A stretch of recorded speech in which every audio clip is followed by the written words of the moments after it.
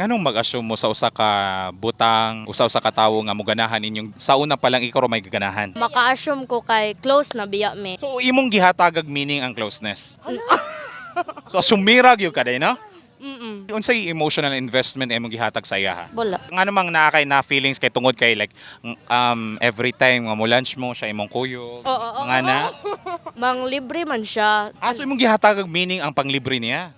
Gamay. Wadi ko kasulayan ang panglibre. Magpahulam po siya sa iPod. Murag technically nag-assume ra ta sa mga gestures sa tawo sa ato ana. Close naman gud kay me mo nang maka-assume pug ko. Classmate mo, schoolmate mo ani. Classmate me since grade 3 pero karong grade 7 wala man siya nadawat sa SPJ. So asa mo dapit nagka-close? Sa school. Pero same school ra gyapon. Lair SPJ sa normal iya. Abnormal di ay, asa ba?